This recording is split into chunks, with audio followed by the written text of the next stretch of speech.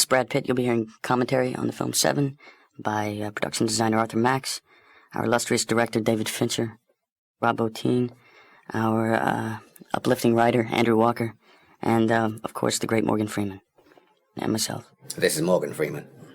I had a dinner with David Fincher because I didn't know him. We hadn't met, and so we met in Los Angeles for dinner, and we sat for a couple of hours, and he's such an intellect. He's such an arrogant intellect.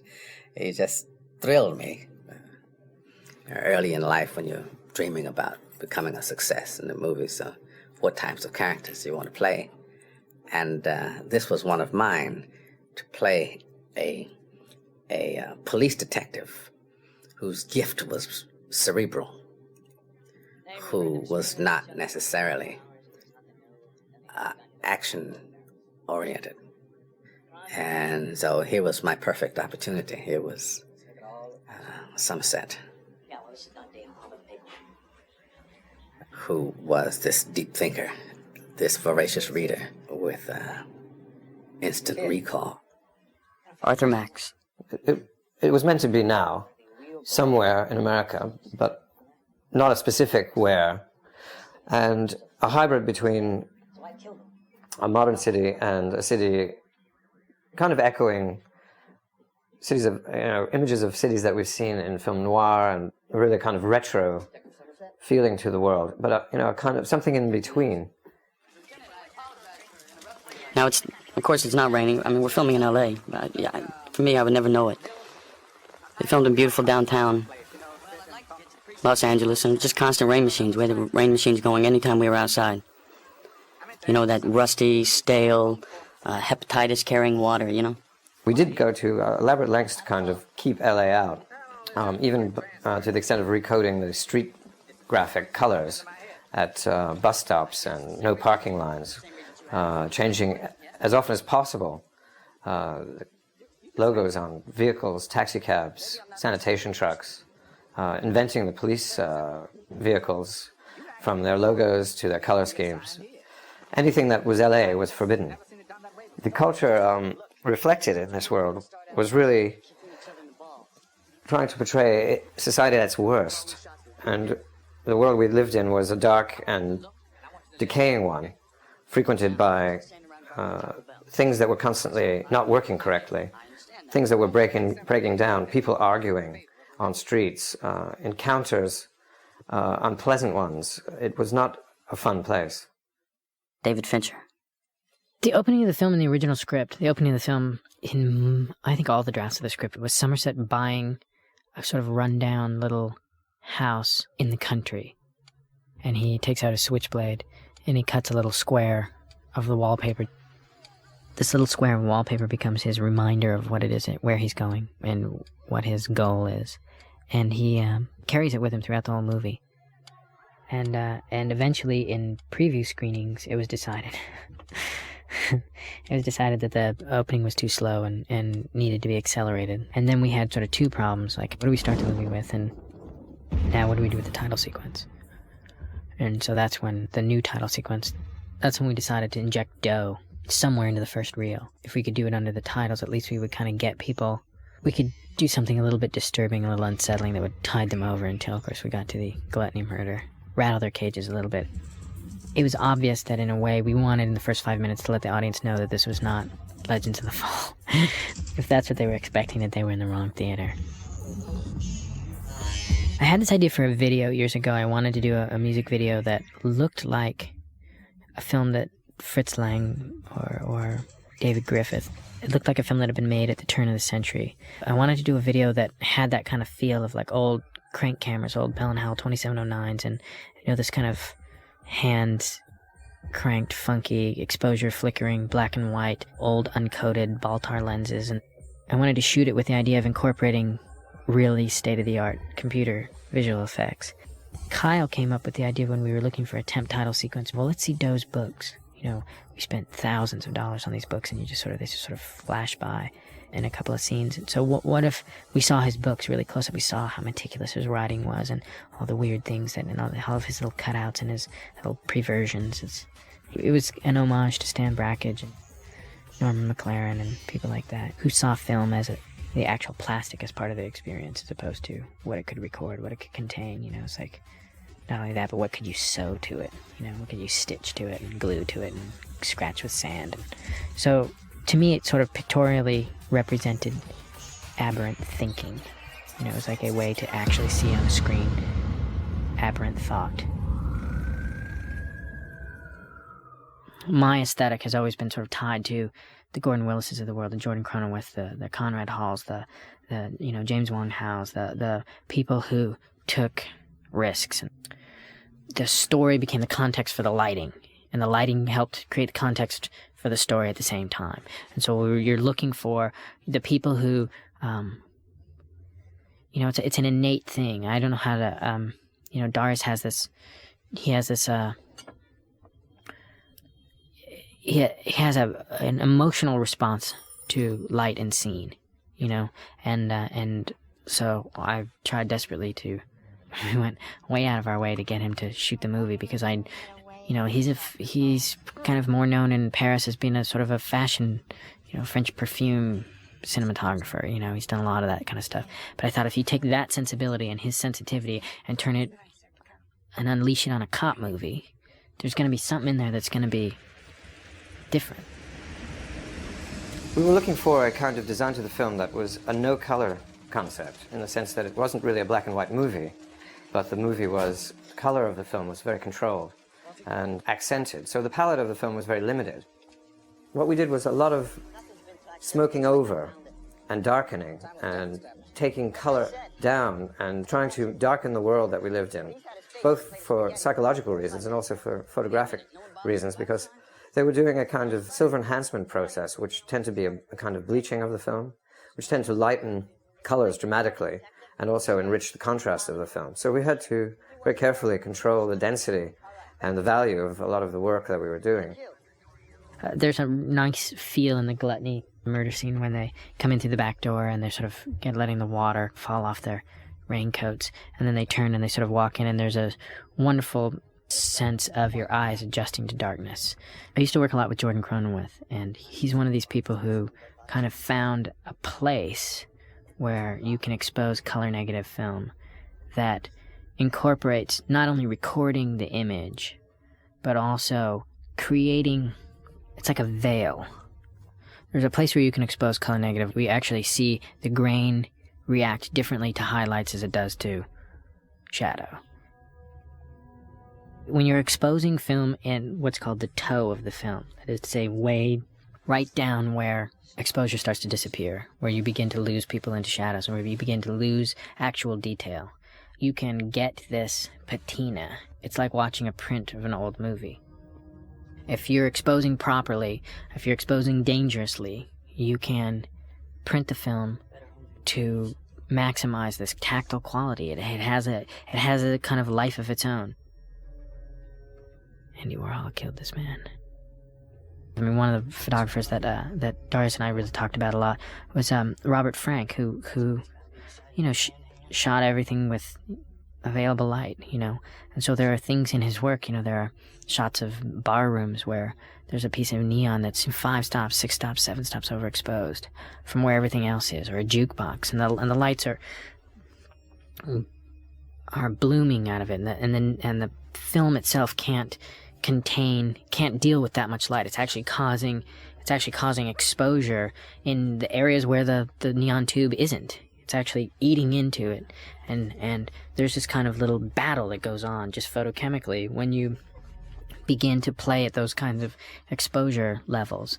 And you begin to see Brad exposure-wise in the flashlight. It's like when the flashlight comes up, it pluses the exposure and the shadow side around it, and you can just make him out. And there's kind of throughout that scene where he's got his flashlight into his clipboard and the light is coming up from it underlighting him, which is really beautifully handled by Darius. And all that stuff totally necessitates that the actor hold the flashlight in the right place, the right distance from their face, and Brad's not only reading the lines and hitting his marks, but he's also lighting himself the whole time. We built as much of the set as we could afford to build, and you see every inch of it. This place smelled bad. The food was left to rot in there. When Brad finds the bucket of vomit underneath it, the bucket itself is filled with ammonia, so his eyes do water when he stands up. He was We did a lot of work. That's what you gotta give to actors. You gotta steep them in this. You thinking it's poison? Oh, wonderful. Very moody. You thinking it's poison, Somerset? Bob had to sit there for days with his face in plate of spaghetti, basically breathing through a hole that ran through the bowl, through the table, and out the other end. Cockroaches crawling all over him. Question the neighbors. Sweet man. What? Send in forensics on your way out, please.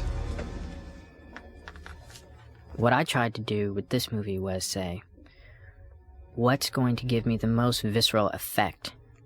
What is the point of view, the context for this material that's going to give me the most visceral effect?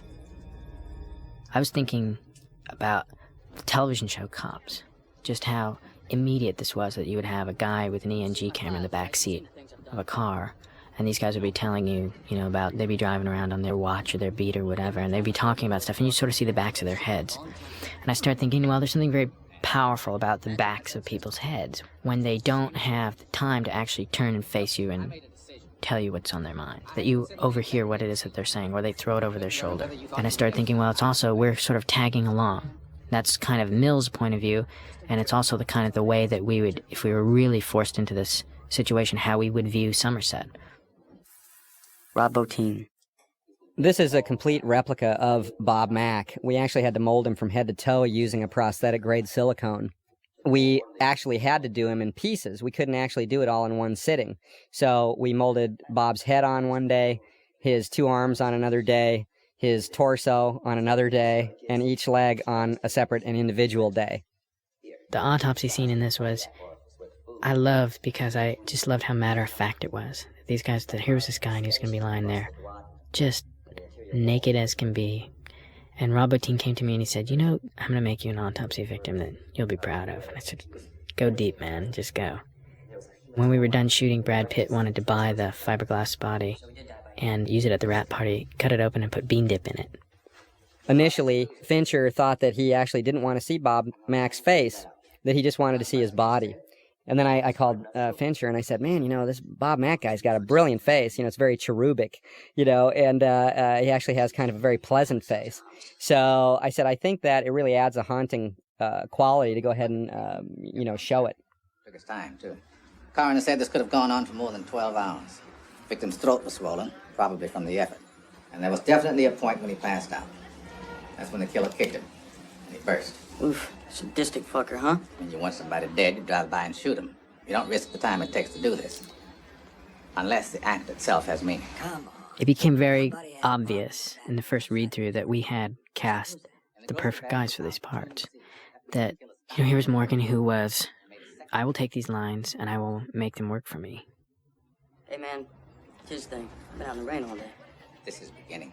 We've got one day. And that was the Somerset kind of approach. Tell me where to go and what to do, and I will do my thing within those confines. And then there was Brad on the other end saying, this needs more something. Just, how about if I do this? And what if I go over here and what if I'm, he came up with a lot of, the first read-through, he came up with the Marquis de Chardin thing. That was an instantaneous, everybody just cracked up and fell over, and Morgan was just, wheezing practically with laughter over in the corner, and that was instantly in the script. Too soon for him. Hey, man, I'm right here. You can say that shit to my He just bounces off furniture, and, it's very physical. He's constantly perched on a windowsill smoking a cigarette, and then he's, standing over on the tables or walking around and, laying on a couch and reading and tearing pages out. He's just much more, and, he's very Mills. He's very kind of frustrated with the whole, with reading it. It's like, well, let's go do it. Let's go stand up and act it. And Morgan was back, with his glasses perched on the bridge of his nose, kind of turning pages and saying, yeah, I'll be fine with this. I'm going to take a few of these lines out, and, I can do this much simpler. And this, you don't need me to say this. I'll just give him a look.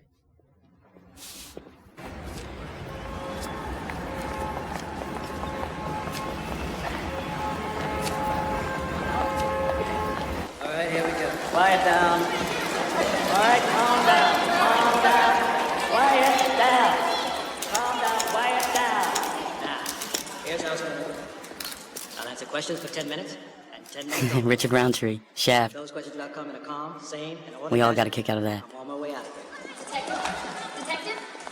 That was a little personal experience right there I drew from.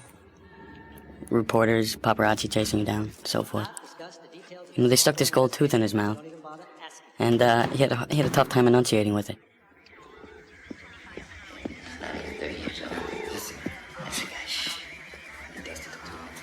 That looks like we're not going to eating dinner yet. David Fincher. I was very kind of confused in the 80s, in the mid 80s, when it became obvious that violence was going in this direction where it was becoming less and less what it is, which is chaotic and destructive and in some cases horribly sad, and in other cases, unbelievably stupid, and that violence was becoming an excuse. It was replacing drama. I think it's very important for a filmmaker to announce their thesis. I think that if I have a thesis, it is that if I'm going to make movies with violence in it, the violence is going to be real. It's not going to be the drama in the movie. Pardon me, George. That's George Christie of The Good Life and The Hollywood Reporter, scraping the paint off the windows. Have you heard the news? Nope, haven't heard. Eli Gould was found. Morgan Freeman. The surface of Somerset was that this is going to go on whether I'm here or not. We're not going to, as a force for right and truth and justice. We're only going to sort of keep ourselves from drowning. Could you not do that, please? That is, your back is to the sea, and the best you can do is sort of maintain, but you won't be able to make any serious inroads in terms of combating crime, the criminal intent, the criminal mind. That's the whole idea. I don't think you're leaving. Hell, you can't leave all this. The moral sin of the movie, of the story, is the Somerset character, and although he professes not to be well now, he's at a point now where he's tired and ready to retire. So it legitimizes him in a way to say that apathy is legitimate, and he can understand apathy, and maybe that's what's driving him now, a growing sense of what's the use. Although now it's very clear to him, it always has been clear to him what the use is. Oh, coroner sent this down for you. Found him in Fat Boy's stomach. Mixed in with food. Looks like plastic, little pieces of plastic. And that's the moral sin of the whole story. That you're gonna people like John Doe are going to surface, and someone always has to be there with a net.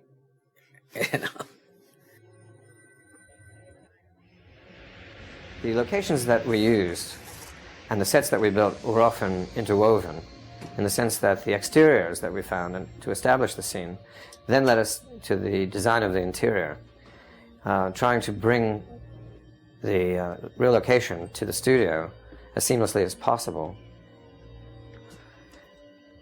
The other things we did were discuss the broad concepts of the world that we were trying to create together. And David wanted a world that was neither a modern functioning realistic world and not really a world that was one of the past, like a type of world that you would find in a film noir, but really a hybrid of the two, and a kind of blending that we proceeded to try and incorporate in the design of the movie.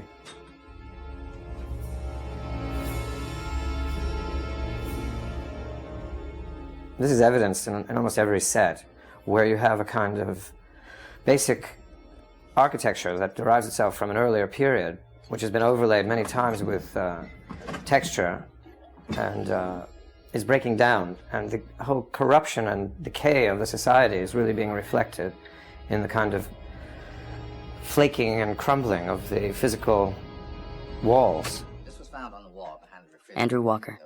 I think that the reason that I wrote Seven is kind of twofold. One thing was I was working for a low-budget company at the time that was in a kind of exploitational mode of operation, and And 7, you could say, 7 deadly sin murders. It was like an easily digestible, one sentence idea. In Greece. There are 7 deadly sins, Captain. Gluttony, greed, sloth, wrath, pride, lust, and envy. 7. Hold on. The other thing was that living in the city, there's certain things that you have to kind of ignore every day just to kind of get by.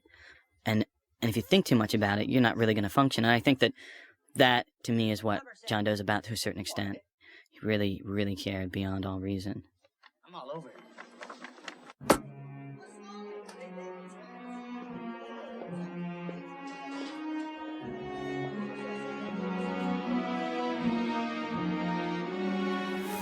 David Fincher. The library sequence was a source of much contention. The studio said we don't need it. The movie isn't about Somerset. It's not. This is one of those scenes that directors love to shoot, and it's going to be a big, it's going to be a big rigmarole. It's going to be expensive to do, and it's all kind of this like bullshit ballet stuff, and the audience doesn't need to see it, and they don't care. And this is something that we could easily, cut a couple $100,000 out of the. And I maintain that this was really, really important to see where Somerset goes to get away from all of this stuff. There's a place somewhere in the city that is his, sanctuary. Arthur Max. We were looking to find, in California, a library that had the scale of the New York Public Library and with the same classical grace of architecture, but weren't able to. Either they were too modern, or they were too small, or they didn't have a balcony, or for some reason weren't suitable. So we ended up choosing a disused bank building in downtown Los Angeles, which served very well as a library interior. The trouble with it was that it didn't have any books. So we then set out to design with the help of a computer, choosing the lens angles and determining the field of vision so that we would be able to construct the bookshelves and stacks to a degree that would give us a sense of scale, but without going through the roof on the costs. Which we did, and we ended up building some tremendously high and expansive stacks. The problem then became the fact that nobody in Los Angeles had enough books to fill these shelves available, and so we then proceeded to have to create our own books, which we did by asking the set decorating department to make vacuum-formed bookend molds and then paint and label them by hand. I think we ended up with something like over 45,000 alleged books.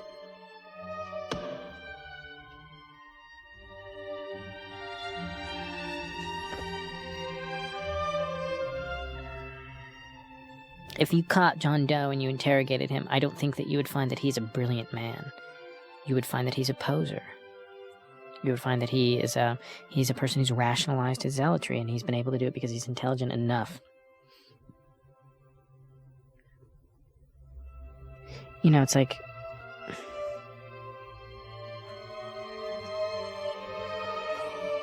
I didn't want him to be Hannibal Lecter. I didn't want him to be, a mastermind. I mean, I think the best description of Doe is that he's a really meticulous, unbelievably organized and patient and thorough, and those are the most frightening people. It's the people who aren't particularly brilliant, who latch on to ideas that validate their own specific bent, and that's what he does. He's a doer. He's an accomplisher. And what he accomplishes in this movie is killing 7 people. 8 actually, but I wouldn't want people to. There isn't really any high thinking going on. There's high organizing. Andrew Walker.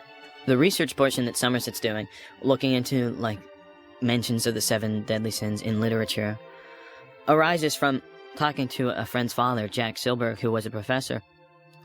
The beauty and the pity is I'm so much more along the lines of intelligence of Mills. I mean, I would probably reach for the Cliff Notes before I, made it through epic poetry. David Fincher. I love the light in the scene where Brad gets into the car across the street from the Biltmore Hotel. I think there's a couple of bounce cards and maybe a 12K just to eat into the window, but I love the exposure, just how real it feels. Just doesn't feel like there's a film crew there. And that's kind of was a rule of thumb, is how do we do this with the least amount of fuss? And one of the things that we found out that was sort of funny was when we were shooting, we were really worried that story point would be made, that people would understand that he'd gotten cliff notes, and of course we found that when we put it in front of a college audience that they were way ahead of us. I mean, they could see in the wide shot the yellow and black stripes, and they were cracking up before we even got to the inserts. We probably didn't even need them.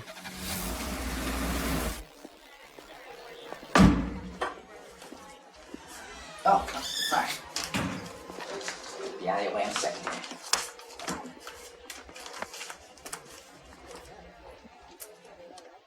I think when Mills comes in to take over Somerset's office, there's a sense of the feel of it is really the feel of the light is really wonderful in that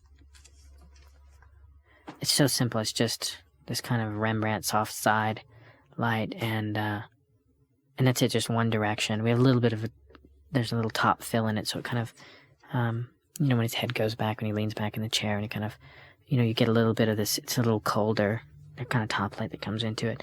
There's a real sculptural sense of the people. It's very three-dimensional. It has a real and there's also a real luminous kind of quality to Pitt's skin, just like the edge light, the way it catches him. I really love that, the look of that scene. I think this is a scene actually where if you look at Brad's hand when he's on the phone, his left hand is like almost purple because it's broken, or his fingers were sliced at this point. He has stitches in them, and he has a little special Sharper Image or Porsche Carrera of hand braces that Rob Bottin made him, and it's like strapped around his wrist so tight he has no circulation in that hand, so he's always putting it up, and it was always blue. He has no actual movement of that hand, so that's why that hand is sort of always out of the way. See, I see it's more of a naivete with Mills than actual stupidity. With all his false bravado and tough guy act, you see who wears the pants in the family. He's quite pussy-whipped. It was very important to me because of our ending, what leads up. Because basically we're dealing with him. He brought her there, to this city, to this world, to their dogs, shoved them in this little apartment. This was something she gave up for him. They decided to do this, I always felt, for him.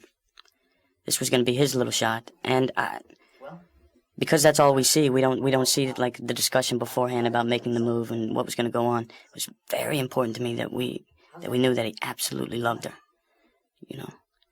Otherwise, I thought it would hurt everything we were building up to. We tried to imply that the Tracy character had just begun decorating, but hadn't had very much time as they were still living out of boxes. So the curtains, the curtain rods, and the light fixtures themselves were basically the residue of the previous tenant who may have lived there for 30 or 40 years. In that way, we tried to kind of establish a kind of eclectic style to the movie, which we used throughout, where there was not really a definitive taste to anything.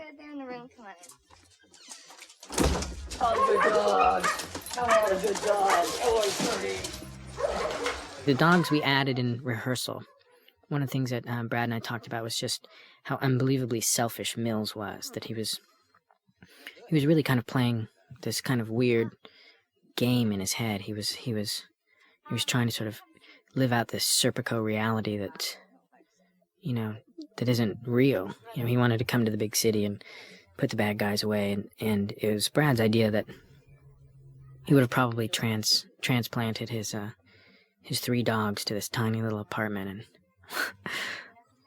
and we created this little room in the back that's just, the floor's covered with newspapers, and there's all kinds of dog toys, and that's just another indication of David Mills' kind of inability to see others or see the world as it really is. I mean, that level of commitment. Oh, don't worry. I won't wear it to the dinner table. No matter how often I see guns, I can't get used to them. Same here.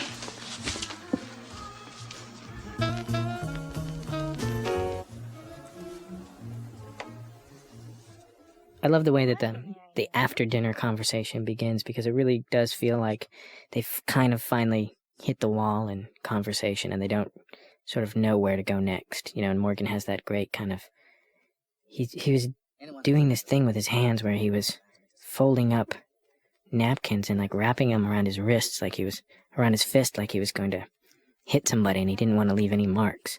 And I remember looking through the camera and just going, what is this? What is this behavior? Again, I still don't know exactly if he's getting ready to deck Gwyneth or what exactly he's doing there. Well, you get numb after a while. There are things to any city. Andy had written this scene that had this such a strange little joke in it, and it just seemed so great. And when we got to kind of figuring out how we were going to engineer it, it became obvious that we had to build a set off the floor so that this thing could be built on supports that could be rigged with motors that would shake literally every wall in the place. And it's really expensive and real. It was like a real engineering job. You weren't just kind of manufacturing a facade. I mean, you really had to kind of build an apartment.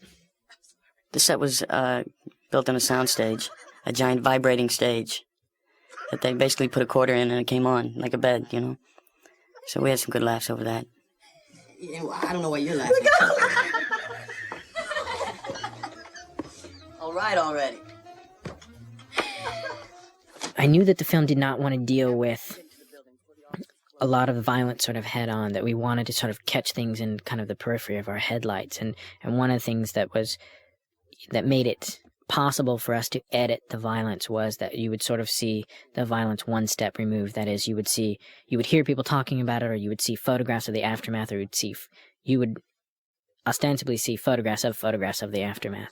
So that by kind of putting these different, layers of the onion in between us and the actual act, that I could still keep people's interest without having to really, the black and white removed the shock of the red. It also sort of made everything seem sort of real and kind of mundane. It sort of treated the murders in a very sort of, this is not information that's being art directed for you. It's just recorded, and here it was. It was kind of clinical. It kind of dealt with the violence in a clinical fashion. And so I think that the photographs, although they're shocking to a lot of people, and a lot of people find them to be, really violent, I think they are technically, a really kind of restrained way of showing what happened. Find one item, one detail, and focus on it until it's an exhaustive possibility. Just gonna get another beer. I think Carrie needs a drink. And I like that little detail. It's like conscientious of Tracy, not to wake her up. That's what that was all about. He's preaching. Now, there was a scene in between that we wanted to shoot, actually. It was a scene that Fincher had written. Mills says thumb recall. And it's basically this scene talking about how he wanted to cut anyone's thumbs. Anyone who's committed for a crime, he wanted to cut their thumbs off. And you see, he brings him out, he asks for wine, and he brings him out a full glass like it's a Coca-Cola or something. Arthur Max. We were consciously trying to reproduce the quality of the Luca Sante book called Evidence, where he has a kind of loving relationship with crime scene photography. But we tried to do something of our own with it, in the sense that it wasn't just a reproduction of something exactly as we'd seen it, but it had a kind of flavor of it and a smell of it, so that we could blend it in with, again, the contemporary city that we were forced to walk through and be in other sequences. We didn't want to make a period movie, and yet we looked a lot at period references to try and see what the mechanics of those kinds of images were. Never cry for help. David, bless him, made that scene very simple. First we shot it, then he moved in, and it was more about the pictures. The dialogue was more incidental. The germane part of the dialogue was at the end when he sees the woman with the eyes, and he said, "This must mean something." The rest of it, you're just talking about St. Thomas Aquinas, about, and showing his erudition, his learning, And of course, Morgan Freeman, who used to read a lot, doesn't get to read much more than scripts these days, doesn't remember anything he reads. So. But that's the one thing.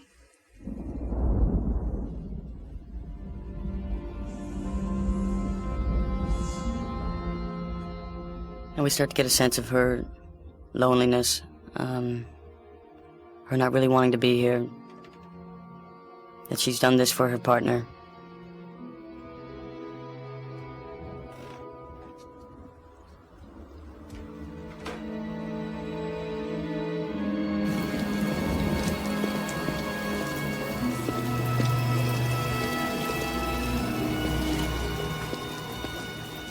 Now, this was one of the scenes that I was not so crazy about in the script because he was so earnest, and I actually saw him a little more self-serving.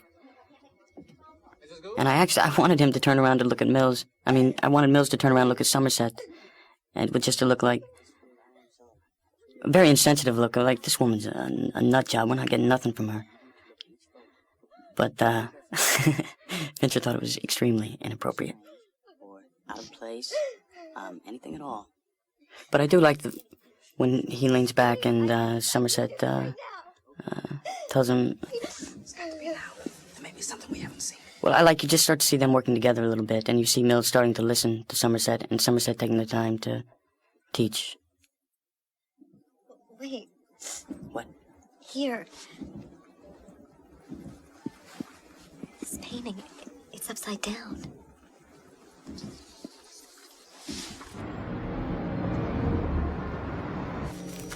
You sure your man didn't move this? No. The shots were taken before. David Fincher.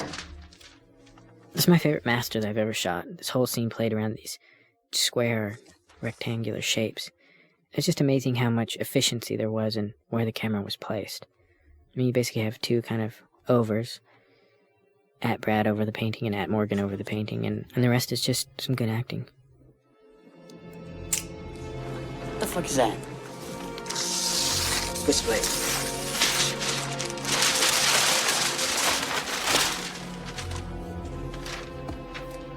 God damn it! Must be something.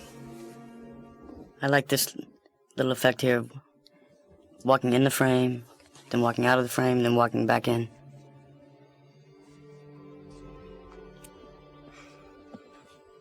He's fucking with us, that's what he's doing. See this? This is us. Fincher line. Yeah. Fincher's quite funny. Somerset's climbing on the furniture. Quite cynical.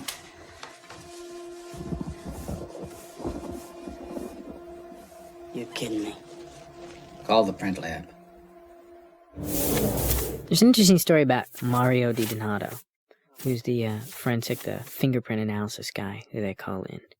Mario came on the set. I had worked with him before in music videos and commercials, and we liked the idea that he's an East Coast boy. He has this definite New York vibe to him.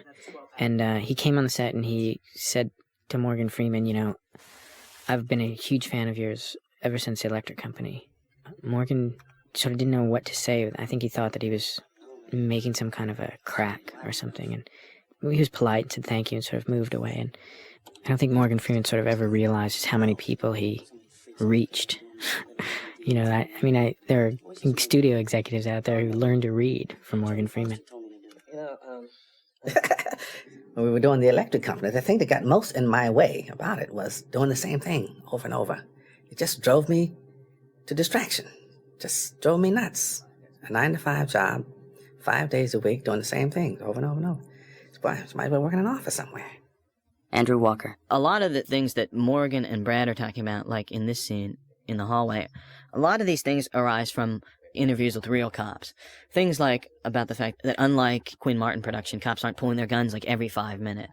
Cops very rarely are firing their guns. That there's an incredible number of homicides that go unsolved. When you're trying to do things, when you're trying to do a movie about police work and you want it to be as close to authentic as possible, you really want the whole dynamics down to a minimum.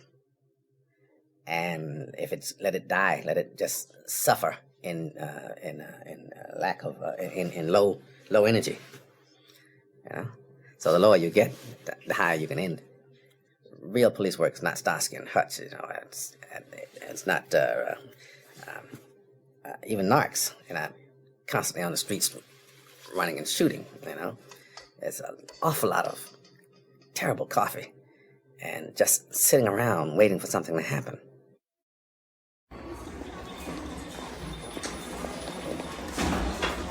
Wake up, Limmer twins.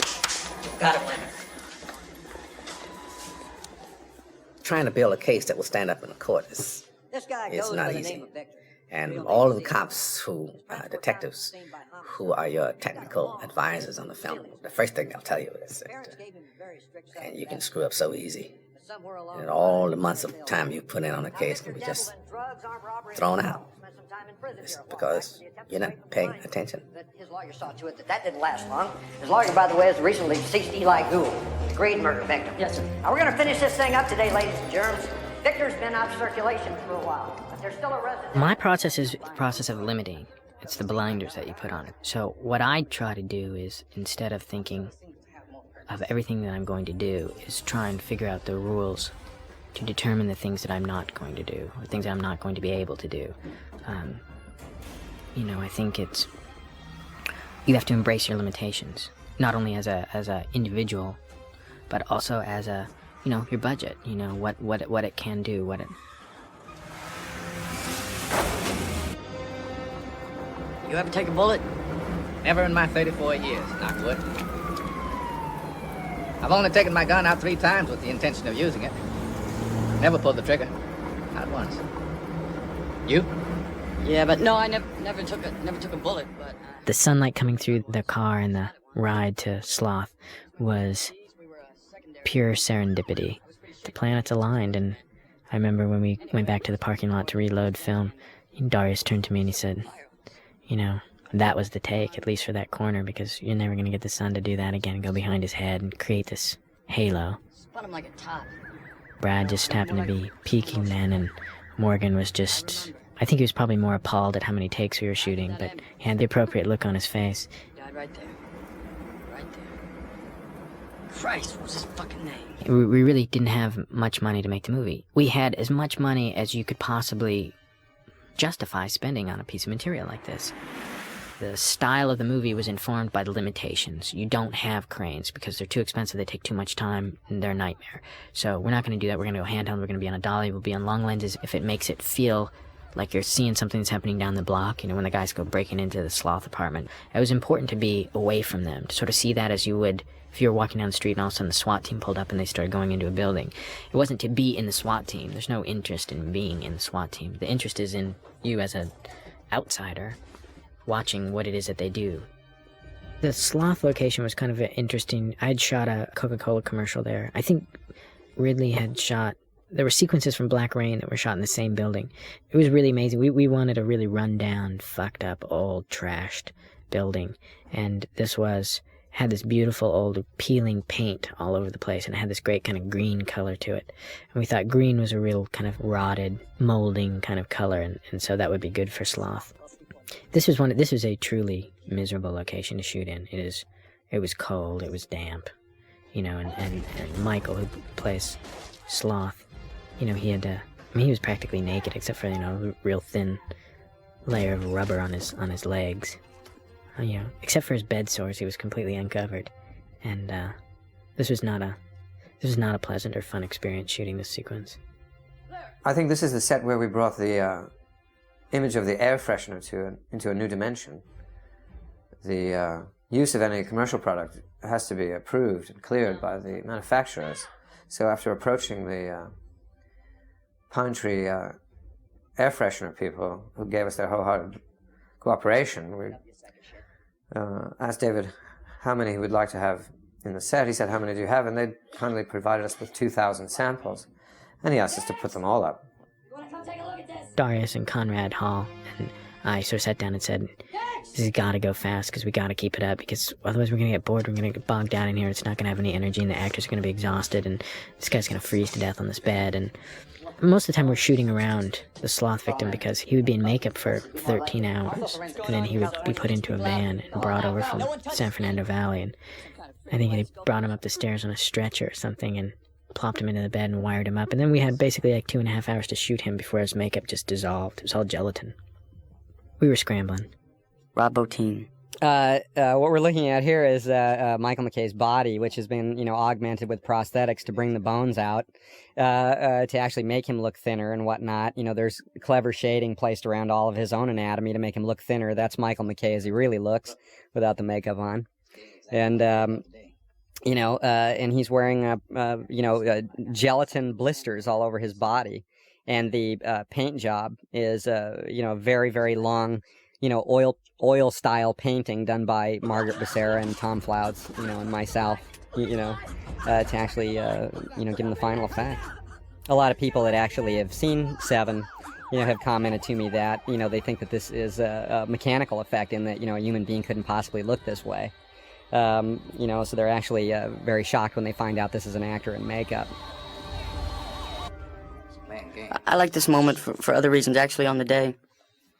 Morgan's very tough. You in a fair sense, but he's very tough. You have to prove yourself, to get any kind of respect, which I completely understand.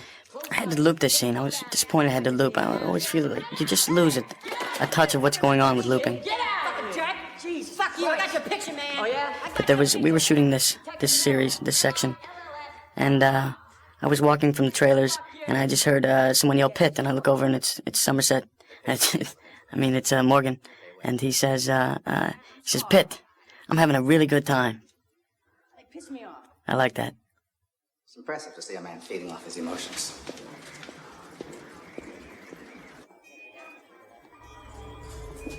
The urban mobility seems about right, judging by the deterioration of the muscles in the spine. Blood tests show a whole smorgasbord of drugs in his system, even an antibiotic, which must have been administered to keep the bed sores from... This is the hospital from Cobb. They addressed this hospital for Cobb, and we just went in and said, "Oh, it's perfect." And they said, "Well, they've only painted this hall." And I said, "That's fine, we'll just shoot in this hall." Doc, there's absolutely no chance that he might survive. Detective, he'd die of shock right now if you were to shine a flashlight in his eyes. He's experienced about as much pain TV scene, if you ask me. I've encountered, give or take. And he still has hell to look forward to. Arthur Max. When it came to Morgan Freeman's set, the Somerset apartment building, I really thought quite frequently of my grandmother's house, where she had the same kind of blistering radiators and accordion grills over the windows and this heavy kind of patina of time on the linoleum floors. And it really helped kind of generate a mood of frustration and lack of hope for the character to deal with these kind of heavy, thick brown colors and without any use of vivid colors in the palette. We were very restricted to earth tones and deep greens, and on occasion we would use a kind of maroon. But we tried to reserve the warm colors, and particularly red, for the blood in the movie. So if it was anything at all, it was a no-color color movie. And that was very much David's idea, to restrict the use of color as much as possible, so that when you did use it, it had some impact.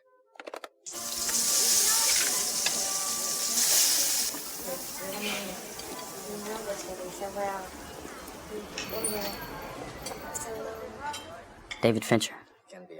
Gwyneth Paltrow was a last-minute addition. She's really disturbing in a lot of ways, because she's 22 years old. And when you meet her, she's not 22 years old. I mean, she's not physically. I mean, she looks very young physically, but she's an old soul. I mean, she's just so wise, and she's just so knowing and so confident and so calming, And I had seen Flesh and Bone, and I thought she was 30 years old in this movie. I thought, I had no idea how old she was. And I said, I was talking with Brad. I said, who would be perfect for this is Gwyneth Paltrow. And he said, yeah, she's fantastic. Yeah, she would be great for this. And I think Arnold was very worried about her age. We'd seen a lot of really, really talented women, and I just didn't feel like making the decision until I had at least met with Gwyneth. And she came in, the door opened, and she came into Arnold Kopelson's office, and Phyllis Carlyle was there, and Arnold, and they were sort of sitting around Stephen Brown, and she came in and she sat down and she sort of shook everybody's hand and it's nice to me. And she said, is there a bathroom? And Arnold said, yeah, there's a washroom right over there. And she got up and she left and they all turned to me at the same time. Said, she's perfect. And the only thing that she had asked for is was there a bathroom? So we knew that she could say that line. We knew that she could ask where the bathroom was and she would be winning at doing it. I remember getting up one morning and going to work. Just another day like any other, except it was the first day after I knew about pregnancy. And I felt this fear for the first time ever. I remember thinking, how can I bring a child into a world like this? How can a person grow up with all this around them? It was very difficult to find how concerned or how hurt or how much longing, Somerset should have, how much he should still feel and how much he should have already kind of given up, and it was a very tough thing to find that performance. It was probably tougher for me than it was for Morgan because it was really, I didn't want it to be maudlin. I didn't want it to be, wanted to make sure that I didn't want to tug people's heartstrings. I don't mind if they're moved, but I don't want to actively, I don't want to reach for it, and it was really tough. He was so, he's so good, he's so effortless at that, that his performance sneaks up on you. You're not even quite sure that you've seen it, and then you see it in dailies and you go, oh my God, take 3 was amazing. Take 5 was amazing. Take 6 is amazing, you kind of, the real movie acting, in my estimation, is not something that, sometimes you don't even see it. Sometimes it just, it's a fastball, and all you get is you just hear it. Just like the wind through your ears, you just hear the little whoop, and then the next day you see it and you go, my Lord.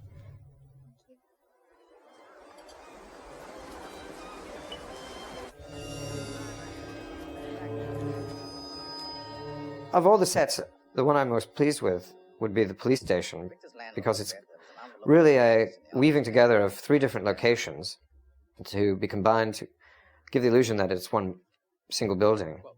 The idea I had was to look at the vintage police stations of New York, which basically date from the turn of the century to before the war, and have a certain kind of neoclassic architectural style, which have been now painted over so many times that they've built up such a great degree of texture and layering. We tried to find those kinds of buildings, which are to some extent available in Los Angeles, but no one building was the ideal building. So we ended up using the exterior of one warehouse, which seemed to have the right character as a police precinct. The interior lobby was in fact a hotel, whereupon we built a sergeant's duty desk, which was based on very early New York City precinct desks, and then kind of updated slightly with some video technology. And the interior of the precinct itself, the bullpen, where all the detectives and Somerset's office and the captain's office were located, was a 3rd location into which we built our precinct. And trying to choose those 3 and blend them together so that you got the feeling that it was all one place. I think we were fairly successful in doing that. Use it to plant fingerprints. Andrew Walker. Brad would improvise a lot of stuff, and that was one of the great things about it. Like, worst of all, patient. He's a nutbag. Just because the fucker's got a library card doesn't make him Yoda. I said to Fincher, would he really say that? And Fincher said, yeah, well, like the smartest guy that Mills can think of wouldn't be Einstein. It would be like Yoda. That's the smartest guy I can think of. And he's right. I think that the design of that precinct and the slightly outmoded equipment that they use, coupled with the very kind of dated style of the architecture, give you the impression that the police have too much to do to ever be able to deal with all the crime that's going on around them. Library. Arthur Max just whipped this little set together. He's actually in the background. Arthur Max is the guy reading in the background when Brad's eating potato chips. Coupons, free coupons, discount coupon. They must have had about 50 health violations during the last inspection. Could you at least sit across from me? I don't want people thinking we're dating. Give me your Truly money. evil. Truly evil music. Walking down Hollywood Boulevard and you walk into these pizza by the slice places, or you go to, the place to buy, weird Hollywood memorabilia, like video printed pictures of yourself on a T-shirt with Lonnie Anderson or whatever. And there's always weird music playing in these places. There's always some blast from 4.5 years ago, or something that you remember from high school. There's always some strange piece of music in there that you just go, where did this come from? And there's something great about Love Plus One that just kind of enveloped this weird moment of meeting the greasiest FBI guy in the world. The Brood. I think Morgan is truly one of our greats. By telling you this, though, I'm trusting. He's the voice of Zeus. He didn't give me an inch of slack, which I got a kick out of. I wasn't getting away with anything. He was letting me know right from the beginning, I don't care who you are, Mr. Hollywood, cheesy, sexy guy, you're gonna have to prove it. The guy, oh my goodness, the guy in the background who's cutting this was drunk. He was an extra who was just shit-faced, and he has a straight razor, and the props department didn't have a fake straight razor, and the guy who's playing the guy who's getting shaved by him was constantly coming up between takes and saying he was going to get a stunt adjustment because the guy who was shaving his neck was so fucked up and had no business holding a straight razor. And he drops the towel and everything. He's like the grandfather in the Munsters. He's just this insane old dude who's just gone. If you want to know who's reading Purgatory and Paradise Lost and Helter Skelter, the FBI's computers will tell us. Could give us a name. Couldn't. We're gonna name some college kid writing a term paper on 20th century crime. At least you're out of the office. It's Mills' first little lesson that, the world's not so black and white and doesn't operate as it should. That the good guys aren't so good. Maybe the bad guys aren't so bad. Divine Comedy. History of Catholicism. It's a book called Murderers and Madmen. Modern homicide investigation in cold blood. Of human bondage. Bondage? Not what you think. Okay. The Marquis de Sade. The Marquis de Sade. Whatever. The Marquis de Sade came in, I think, about our third script reading. The third day we were reading through it. And we had just begun developing this illiterate version of Mills, and which the script alludes to, but and I don't know where it came from, but we had a good laugh in it, and it really started us on defining Mills. So we kept it. Okay. You do the talking. That's still the time of yours to work. I've been talking to my wife. Just the way Somerset raps on the door, he kind of flips his knuckles back. He's so graceful, that guy. I love this again because it's so unconventional. We're not expecting it, and Somerset spots a guy, and the guy starts to walk forward and pulls out his gun. The chase sequence for me was, when I first read it, I thought, I don't think I can do anything particularly interesting with this. I kept sort of pushing the studio to give me some more money and some more time and some more, let me blow up a few helicopters or anything, don't make me just do this because it's just a guy running through a building after another guy. And Brad and I started talking about it, and he was never really afraid of it. When we started talking about that, when Brad kind of hit on, I'm not going to do it like Bruce Willis, I'm not going to do it heroic, I'm going to do it like a guy who's really scared shitless. All of a sudden it put this spin on the whole thing for me, which made me say, well then I'm going to shoot it in this building. I'm going to shoot it as fast as I can. I'm going to get me, little Aton 3, these little French handheld cameras, little documentary cameras, and I'm just going to go running after you. I'm just going to be right in front of you when I need to be in front of you and I want to see your face, and the rest of the time I'm just going to be running as fast as I can. That was the conceit. Again, those are the things that I look for in any given situation to try and limit my choices. I always liked the idea of running through people's lives, just taking a camera and running through a railroad apartment and seeing one person in one apartment was doing it, the next person, it's the idea that kind of life goes on around your story. Your story's taking place, but there's this whole other thing. The ghosts at the Overlook Hotel in The Shining they've got their own agenda. This is where the training with the cops really came in handy. It's called a weaver stance. The way the gun is held, And the idea is that wherever the gun is, your eyes are, and vice versa. And that you're also keeping your body sideways in case you are being shot at, so they have less of a target. You know, we didn't have any money, we didn't have any time. We had 3 days in this hotel, and we had to go really fast, and the immediacy of that, and the immediacy of what we were trying to do with Brad playing a guy who is terrified for his life, turning corners, looking for somebody who's trying to shoot him, kind of informed what it was that we could do. I don't know, it feels like one of those cop films from the 70s, you know, it's kind of like the sheen on the black leather jacket, and he's sweating, and he's kind of got his head back, and he's getting just these pools of hard light that come down onto his face, and he's listening, the whole time he's listening to what's going on.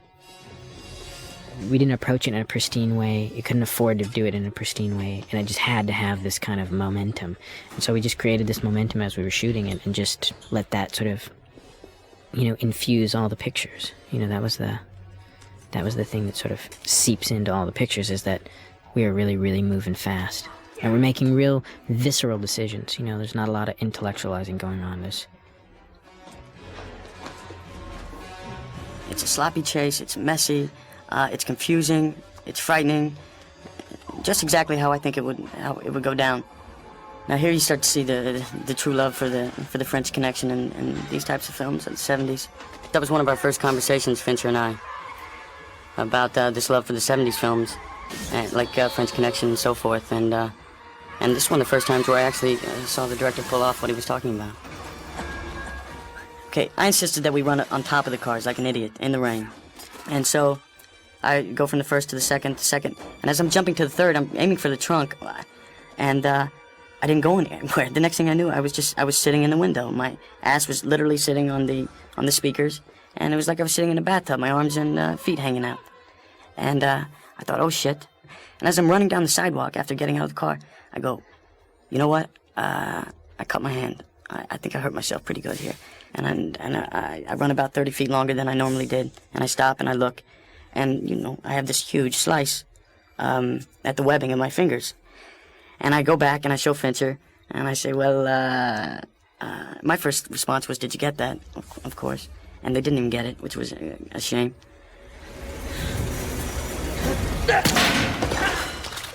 And then I show Fincher the damage, and he literally turns green. You can see the bones on 3 of his fingers, just right where they meet it. This nice, soft, fleshy part of his hand. It's actually Fincher holding the gun here, because he had a very specific idea how he wanted the trigger to come back, and no one could quite get it right. That whole alley was sterilized, because it was actually really a location that was frequented by crack dealers and junkies, and there were syringes everywhere, and rats infesting the garbage dumpsters. So that whole alleyway was steam cleaned and disinfected, and then redressed with our own sterile syringes and sanitized garbage. We left out the rats. Where you going? Going in? No, wait. Wait. What are you talking about? Fucking shot at us. Can't go in. No, we can't. We need a warrant, We Mills. got probable cause. Come on. Think about it. We got Think. probable cause. How did we get here? I can't tell anyone about this. Oh, come on. I Get can't out. tell anyone about Get out this. of the way. We have no reason to be here. Listen to me. Listen to me. Listen. Get up. Get the fuck out of there. All right, I'm sorry. But would you just pay attention a minute? If we leave a hole like this, we won't be able to prosecute. The fucking guy will walk. Now, is that what you want? The scene was done on the soundstage. We recreated the hallway, and it was done right after the accident, so I had the full cast on. And so, therefore, I had to keep it tucked in my shirt there, so we couldn't see it. But I do like the scene because you see their true natures, and you see them clash. See, what I like about Mills is that he's just so impetuous. He just doesn't think. He acts, and he doesn't realize when he's stepping on people's toes and offending people, going a little too far, because he doesn't think much further than his world. And this is what I think leads up to the end. Why the end pays off so big. This is what I most loved about Fincher and Darius. They created a world, because the subject matter is very dark and it's constantly raining. It's constantly damp and dingy. It kind of muted colors. It's just more of a 70s feel. you know, our city is a character, even though it is generic. It's any city. It's also the kind of the forest of evil, you know. That's where evil lurks. We decided early on, because the movie had to take place in such dark environments, that we wanted to make sure that we had control over how much the audience would see, exactly how much the audience would see. And one of the things that we needed to make sure, strangely enough, was that the print could get dark enough, that it could get dark enough that things would disappear. And that's very difficult. It's far more difficult than it is to get things bright enough so that people can see what they are. It's more difficult in a way to control where shadows disappear into complete pitch blackness. And one of the things that I wanted to do was, when I was sitting in the theater and the black surround around the screen, it was there, I didn't want to see a difference between Brad Pitt's black leather jacket and the black velvet at the, Galaxy 6. I wanted him to disappear into my world, for him to bleed off the screen, and for the screen itself to not be a window, not a safe window. I wanted us all to be in the same place, to be fighting on the same kind of turf. The process that was used in the release printing was called CCE, and it's a process that Deluxe Laboratories has, that is basically a resilvering process. On each individual print, as they're being processed, you're going to be taking silver away from the parts of the film that have to be clear, and that silver is going to just be there in the bath, and you're going to reroute that print right back through and bond that same silver that's been lost back onto the black portion of the frame, or the darker portions of the frame. And in order for that to be controlled in some way, you have to make what would be processed normally would be a very thin print, or a very washed out print, so that at the same time you're getting this additional lower end black enhancement. You're also starting by making a print that doesn't have as much color. It's a more muted, more pastel sort of print. This flashlight, this blinking flashlight, was something that actually happened when we did the first scene, Gluttony. And we couldn't get the flashlight to work. And then we decided we liked it, we were going to use it in the scene, and then we couldn't get it to do it anymore. So we'd had them rig it to do this, where it would cut in and out.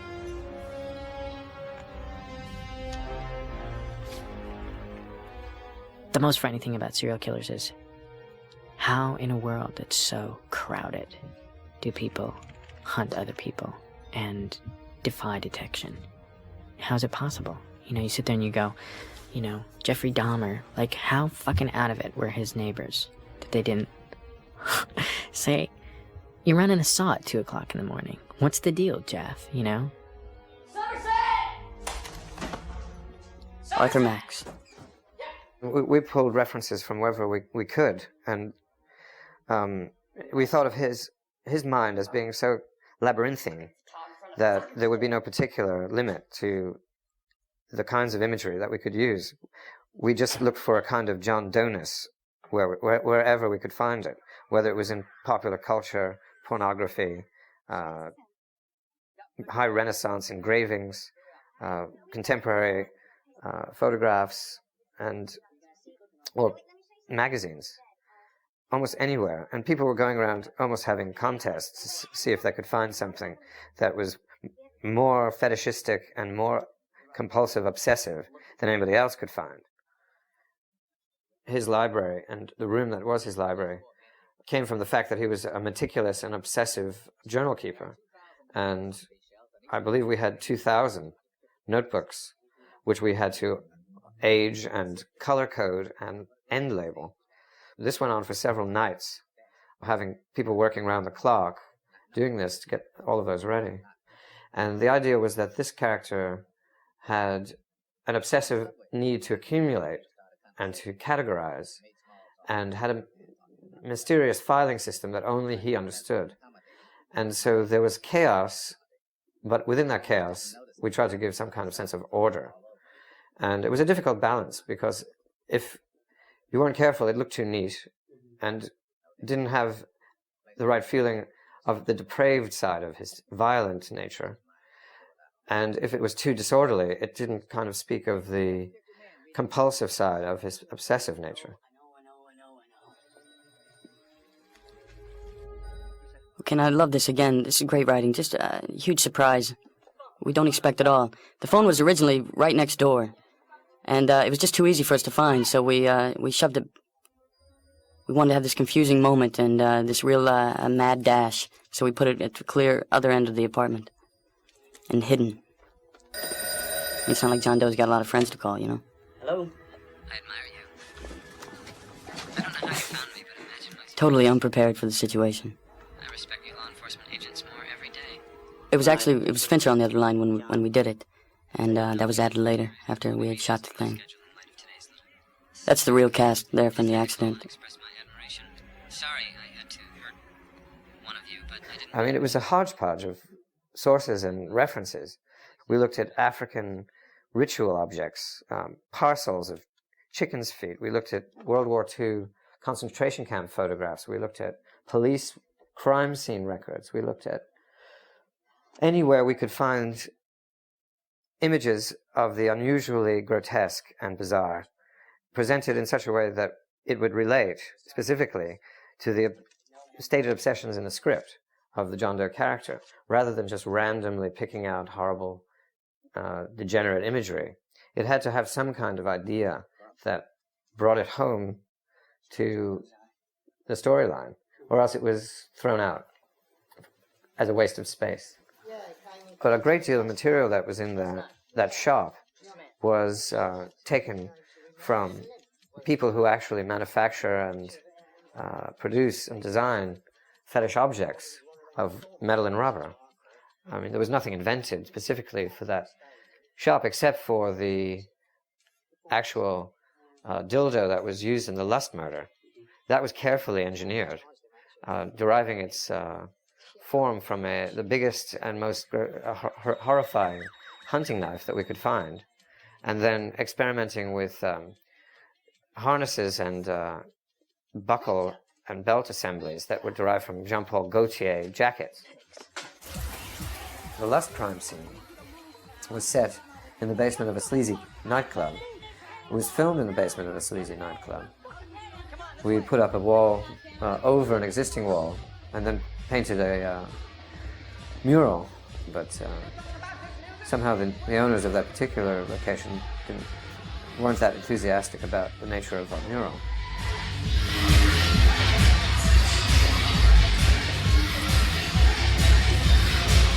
You from homicide? You better see this.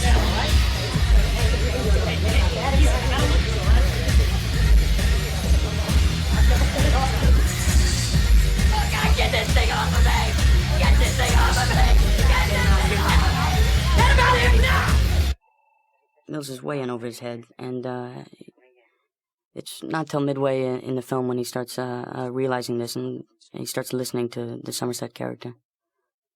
Mills just starts out completely naive, very much an innocent, not knowing what he's getting into. You know, he asked to get here, and quite excited about the brutality and the gruesomeness that he's witnessing. And then by the time Lust comes around, I think it really, little by little, it started to chip away at him. And by the time Lust comes around, it's really, he's really starting to question, you know, why he's here, what he's here for, what he's doing. Guys are carrying suitcases full of stuff. She was just sitting on the bed. And John Doe, I mean, it's been sickness after sickness, but here we just get to the absolute sickness, you know, it's just... These things you see? No. No, I don't. Here we see the weariness starting to set in. I mean, truly, there it is right there, the absolute brutality of the world, you know. He made me do it. Stomach turning. He put that thing on me. It's such a horrendous image. I felt so bad for this actor. And he did an amazing job, but I just have to go through that. I did not envy him. The fucking gun was in my throat!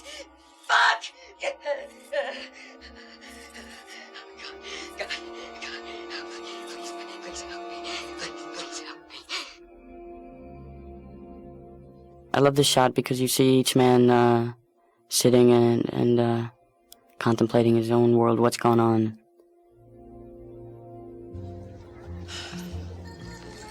You know, this isn't going to have a happy ending. That's possible. Hey, man, we catch him up. Morgan Freeman.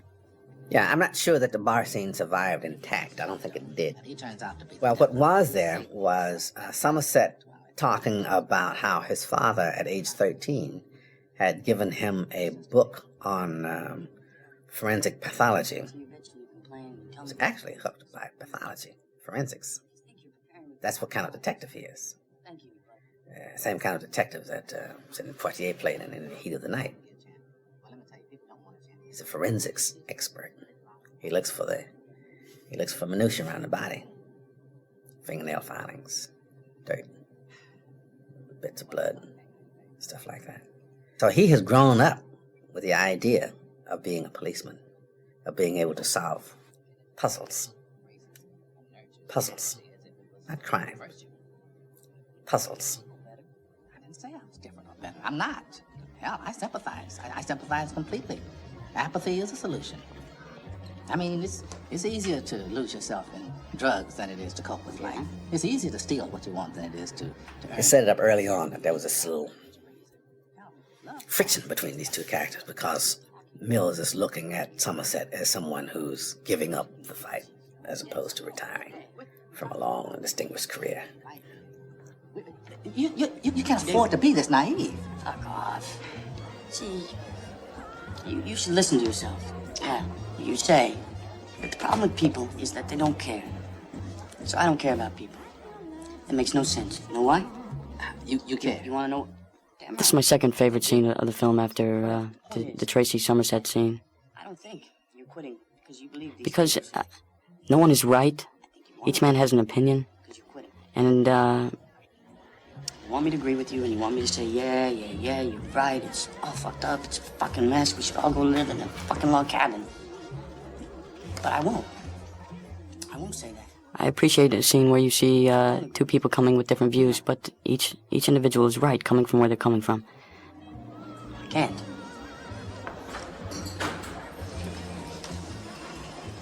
And nothing is settled, but it's these kind of scenes you go and talk, and over a cup of coffee afterwards.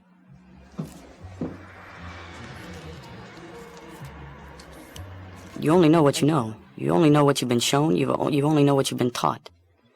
And so however limited that is, that's what you get. Now, I love the subtlety of this sequence here. The fact that we come from lust, and eventually it just makes him want to be home with the one he loves, where it's safe, where it's warm. He's very shaken at this point.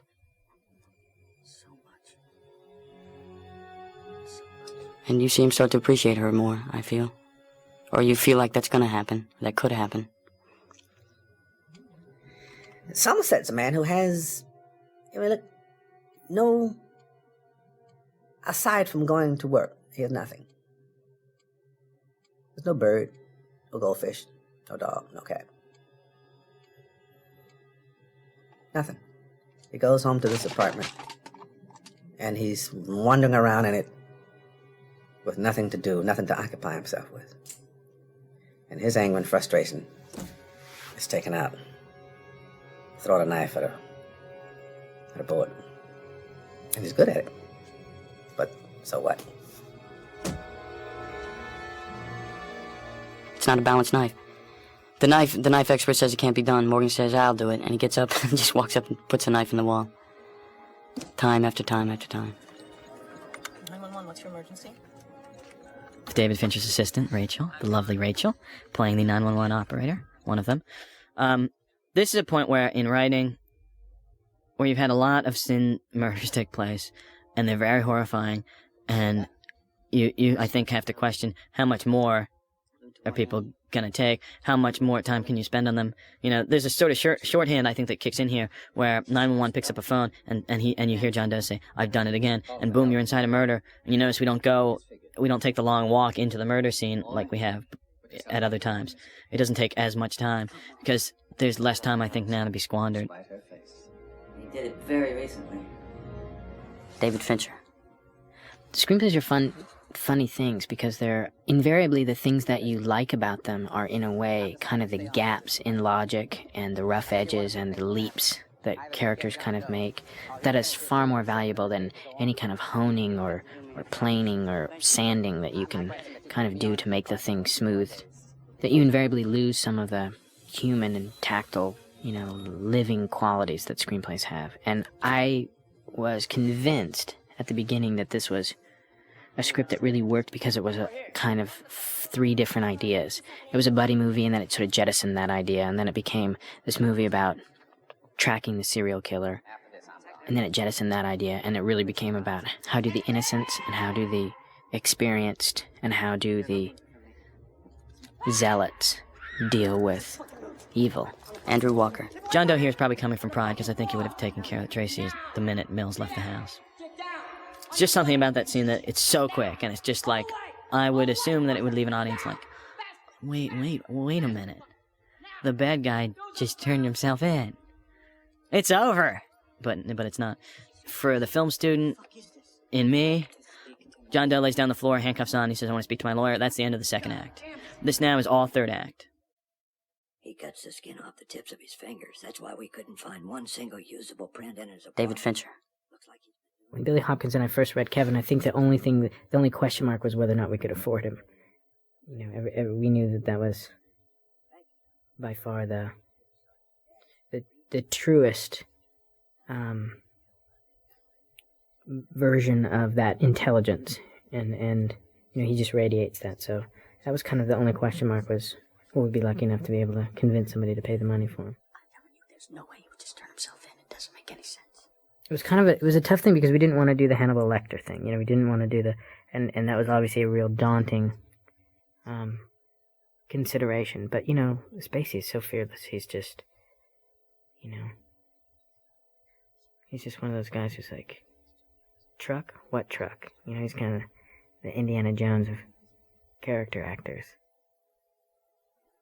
My client says there are 2 more bodies, 2 more victims hidden away. I think there were definite similarities between the look of Alien 3 and 7, but they're both movies about characters who are fundamentally doomed, So, I can never make a movie like where you have a guy in a pickup truck with a machine gun shooting 50 bad guys that look like they're all at a Mad Max on motorcycles who are all chasing him. As much as an audience might want to see that, to me, that's generic, and it's compromised. I've never seen that bad guy walking down the street. I've never seen that.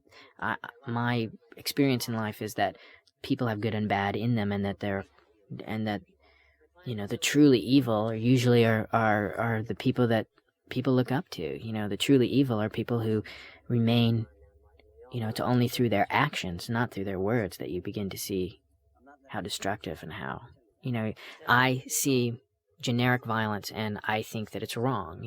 Violence is in Shakespeare, violence is in Homer, violence, I'm not opposed to violence. I'm not opposed to the idea of solving situations through physicality or experiencing things viscerally, seeing characters do things that we don't get a chance to do, or we wouldn't do, or we'd be too afraid to do, or we would never get involved in. But I have a real problem with the idea of saying, well, he's the bad guy, so he deserves to be riddled with bullets. He's the good guy, so he deserves to riddle this guy with bullets. I don't buy that. So for me, if there's any similarity, I think, or what I was trying to do with my first film and with Seven, it's that if there's one thing in terms of my evolution as a voice, it's that violence comes at a cost. It costs people. It's not something that you don't get away with it. John Doe's head splits open and the UFO should fly. This was a scene that I never felt came together correctly. I think it's there, and I think we lost it somewhere in the editing, actually. But it's like the calm before the storm, do you know? But they both are aware the storm's coming, and it's unspoken. But it's there. I'd buy you one out of my own pocket. I keep coming home late, my wife's gonna think something's up. It's also a scene where, without saying it, or at least Mills is trying to say, you're all right. Yeah.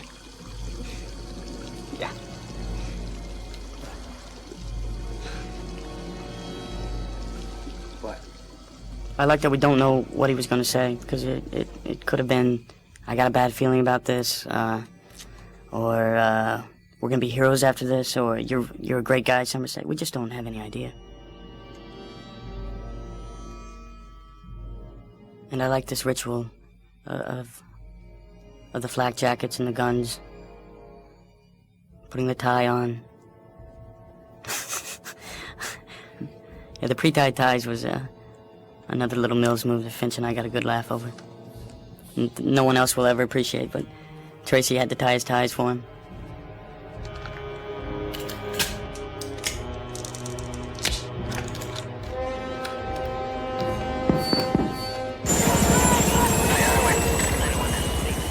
This was pretty funny. When Brad gets into the car, he had his collar up.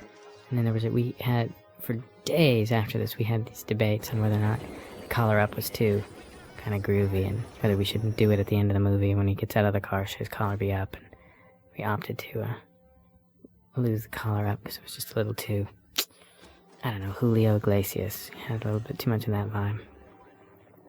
As they exit this city, the entire sequence is literally just a grab bag of so many different units shooting so many different days, and you know, we had like different helicopter pilots and different Westcam operators, and you know, it was just like sending people out. You've got to get me a shot where I see the car take the left. You've got to get me, you know. So it was just kind of this whole end sequence. You know, it's kind of like making a Bond movie. You know, you have like the ski guys are out there, they're doing their ski stuff, and somebody else is doing the pyro stuff of the freighter exploding, and you're sort of sitting in the editing room trying to make sense out of all this stuff and figure out where it's all going to go. Who I am means absolutely nothing. You need to stay on your left up here. When we first started casting Doe, Kevin came in and he did a reading.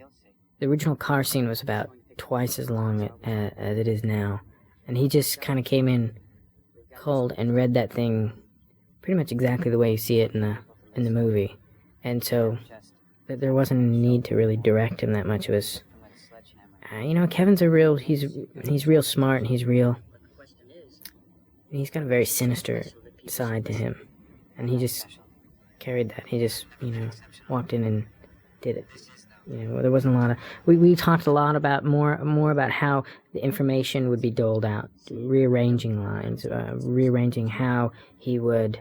At what point he knew he had Brad. At what point he knew to let, you know, Morgan tell Brad that his wife is dead. You know, there was a lot of... We made a lot of little changes, a lot of little, you know, flip-flopping lines here and there. So it sort of came out more the way Kevin would do it. People will barely be able to comprehend, but they won't be able to deny. Space is very intelligent, and it's that intelligence that makes Doe most frightening. It's really going to be something. This first section, the setup was just, I thought it was all coming out of Mills' fear and not wanting to show his fear. So these little digs at John Doe. You won't miss a thing.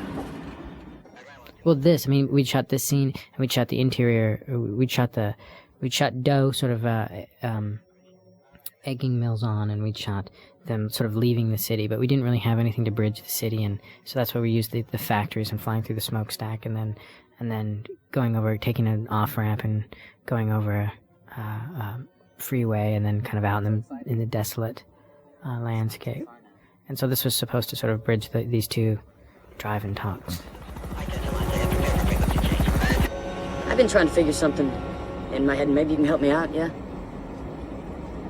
When a person is insane, as you clearly are, do you know that you're insane? Maybe you're just sitting around, reading Guns and Ammo, masturbating in your own feces. Do you just stop and go, wow, it is amazing how fucking crazy I really am? Yeah? Do you guys do that? This is really interesting writing to me because, I mean, usually by now it's all down to chase and guns and who's gonna catch who. And instead we slow down here for a conversation.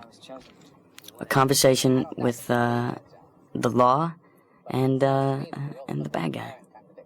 Basically, we have a conversation with good and evil. Glad you asked. It's very interesting to me. If you were chosen, that is, by a higher power, if your hand was forced, it seems strange to me that you would get such enjoyment out of it.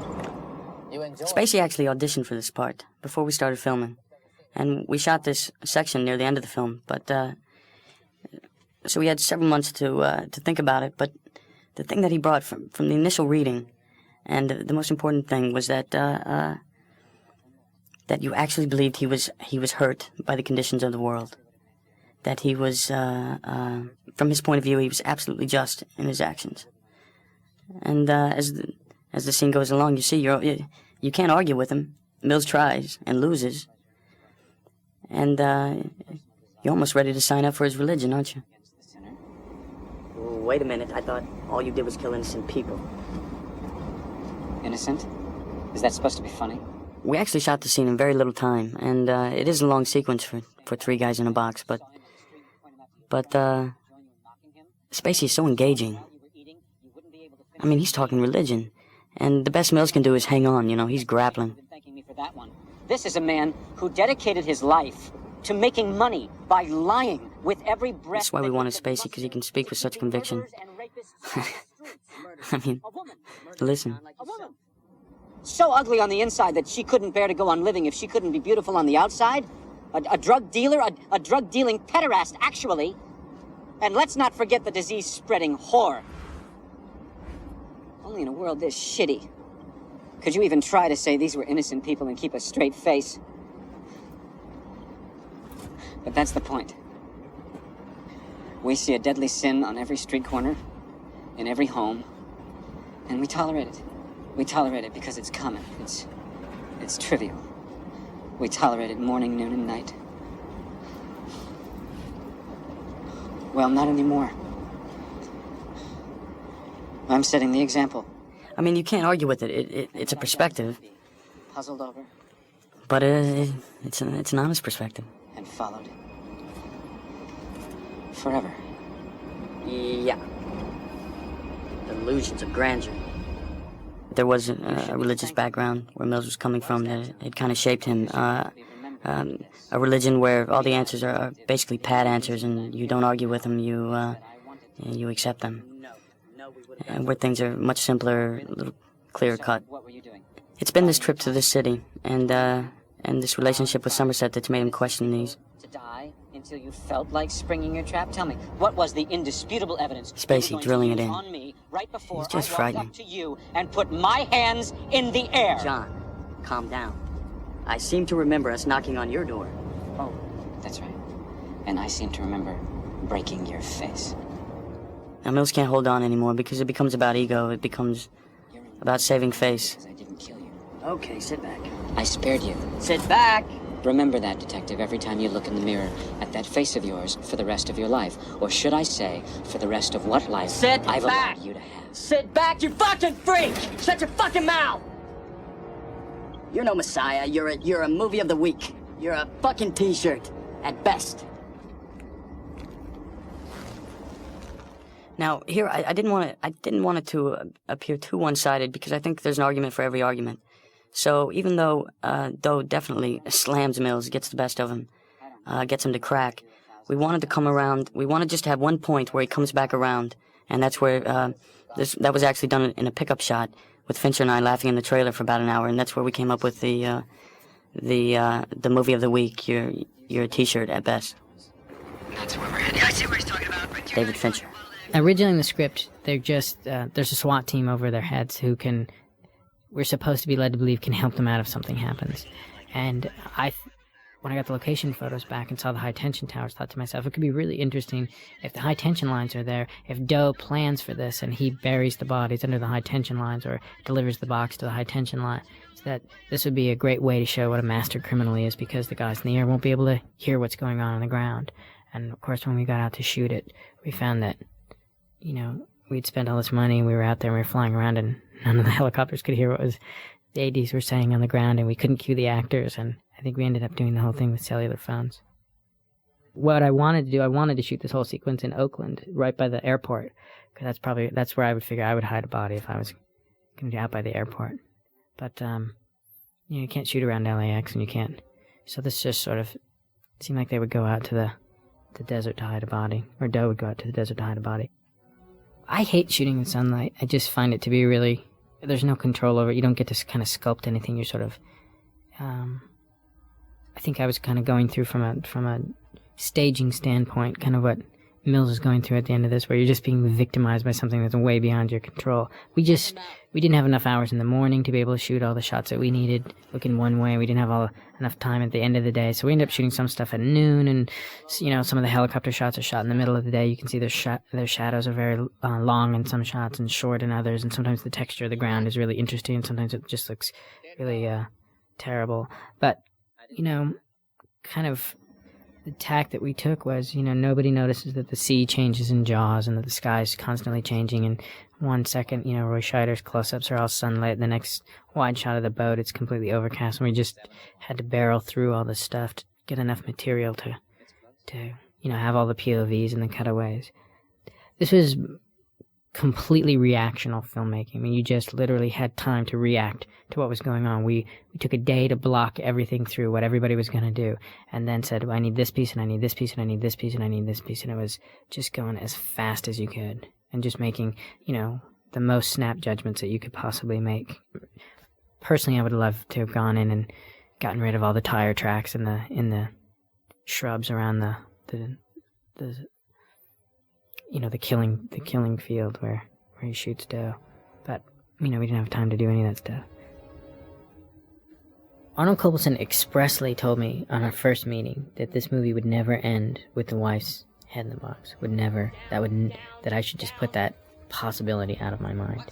And I remember telling everybody involved, it's going to take a few more weeks, but don't give up hope. We're going to do something. We're going to do something that's really pretty mean and pretty dirty at the end of this movie, and it will involve the head in the box. And I kind of couldn't figure out how to couch it for it may have even been months, but I remember finally going in and saying to Arnold, you know, in the year 2035, when no one knows who we are, no one remembers who Brad Pitt or Morgan Freeman are, you know, there's going to be a bunch of people sitting around a cocktail party talking about a movie that they saw on The Late Show when they were 15 years old, and that movie involved a scene in the middle of the desert with some guy delivering a woman's head in a box. And they're going to say, oh, the Head in the Box movie, yeah, I love that. And I said, Arnold, this is how this movie will be remembered forever. When he said no head in the box, listen, I think he meant no bad ending, period. The first thing I did when I signed on to do this film was the agreement was, yes, I will do this film, but you cannot change the ending. Because I knew that would be the first thing, just from now getting to have done a few jobs, that was the first thing that was going to be changed. And sure enough, all along through the shoot, there was this roundabout effort, you know. But unfortunately, we had the deal, and that was the deal. The ending would not be changed. And the studio wanted to know whether or not something could happen at the end that would, in some way, thwart Doe. Doe didn't get what Doe wanted, but still got killed. And so the only thing that was kind of set up was that he definitely wants Mills to take his life. So Andy and I sat down and we thought, well, if Somerset instead, when he realizes that he's not going to be able to talk Mills out of killing Doe, if he kills Doe before Mills can do it, that he would, by proxy, thwart Doe and possibly save Mills from knowing that he'd pulled the trigger and actually committed the act himself. And that seemed to make a logical sense, and we were all sort of happy with that. And I remember going into the read-throughs to read through that ending, and we kind of got to the end, and Brad said, no way. This guy would have been dead 3 pages ago. I would have shot him as soon as I knew. I had unloaded this whole clip right into him. And so it was hard to, you know, I mean, I think everybody agreed. I think Morgan agreed. I think Andy agreed that the simplest tack to take would probably be the most effective. That we had to go with kind of what was the truth for that guy. And that guy is going to pull that trigger. The first rewrite we got was that Somerset kills him. Therefore, because the studio or the producers actually were in fear that John Doe gets his way. And I was so opposed to that I thought that was a cheat. The ending we have is everything we'd been building up to, and I think it's the most truthful because one thing about life that's not understood is bad guys get their way sometime, you know? Bad guys, now I'm talking like Mills. Do you hear me, Detective? I'm trying to tell you how much I admire you. And your pretty wife. What? Tracy. What'd you fucking say? It's disturbing how easily a member of the press can purchase information from the men in your precinct. I visited your home this morning, after you'd left. I tried to play husband. I tried to taste the life of a simple man. We had talked about another alternative ending, which was completely laughable, that the producers had wanted one of the dog's heads to be in the box. They thought it was too much, and we all laughed that one off very quickly. Give me your gun. What's going on over there? Although there was some placating that had to be done. Who's in the box? Because I envy your normal life. Put the gun down, David. It seems that envy is my sin. Oh, what's in the box? Not until you give me the What's gun. in the fucking box? And we wanted the first thing just to be complete confusion here when he gets the news. Complete confusion, disoriented, He wants you to shoot him. No! went to denial, You tell me that's not true. That's not true. Become vengeance, David. Ah, she's all to right. disbelief. Become wrath. Tell me she's I mean, all he just right. saw her that morning. It can't be. Suspect, David. No! Just throw it all away, you know. No! She begged for her life, Detective. The idea She begged for her of life. And finding the baby inside someone's head in a box whom you've met, whom you know. You have no sense memory for anything approaching that.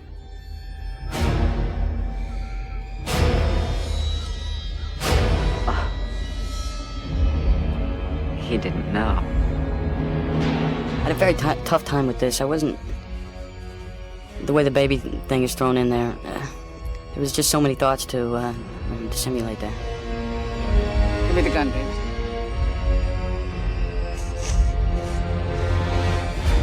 David,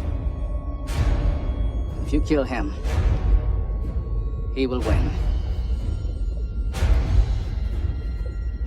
Oh, God! Oh, God! Oh!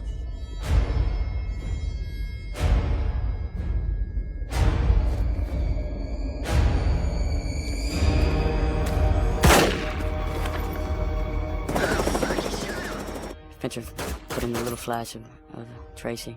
It's very nice. Now, there's just too much music here for me. When we watched the dailies, it was completely silent, and there's something more frightening to me. But we were trying to make a date, and this thing was put together, this sequence at the very last. And I really longed for the silence. What I feel is most truthful is that as far as the development and demise, shall we say, of Mills, was that Mills's true sin is his ego. And because he wasn't paying attention, because he wasn't listening, because he wasn't looking, this is what happened, and maybe it could have been avoided. That's a big point to me. It's huge. Whatever he needs. Where are you gonna be? Around. Because of the problem of the ending. The studio seemed to feel that there was some sort of cap or something needed to be added, which I frankly didn't and don't agree with. People often ask me, so now you're just going to do movies, right? You're not going to do music videos or television commercials anymore. And I think that would be just such a waste of time to just do one thing. I mean, I think that the movies are by far more rewarding, just in terms of a human experience. They're much more fulfilling. The trickery involved in them is for a much kind of greater purpose in a weird way. But it's really it's fun making television commercials, and it's fun doing music videos. The thing that you learn from doing commercials is that you learn to be specific. You learn to look at something with what is the goal. You're constantly doing that because you've got 30 seconds. You learn the discipline of saying, this is the reason that we are all here today. You learn to be able to define that for yourself. You're here today to make the donuts look good, or you're here today to make the tires look grabbier. My feeling is that a music video is more like a song than it is like a movie. There's an abstraction. Music affords an abstraction. You have a bass line, and you have a drum beat, and you have the math. You have the bed of math, you have the graph paper on which you can draw anything. And then your melody line becomes this, it can be anything, it can go anywhere, it can do anything, you can talk about anything, it's poetry. And that's what the pictures need to be in a music video. And they don't have to create a context for understanding because the context is MTV. That is the context for understanding, so anything can happen.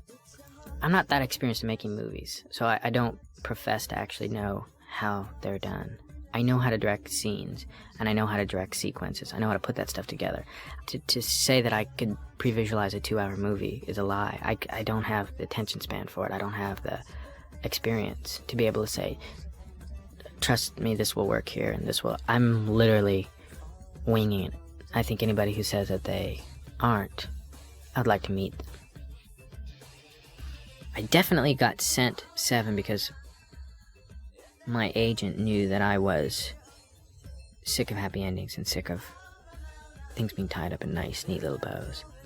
I have no interest in being the, I don't want people to go, to read scripts and go, oh, this movie would be really great if it was really dark. That's an adventure, I'm not really interested in being the dark guy.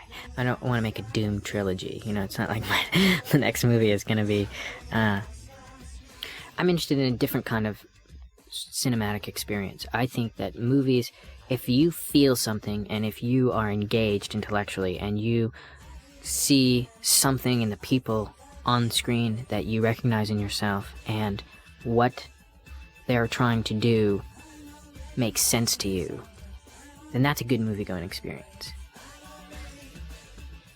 I think, our responsibility is bring people into the dark and make them feel something.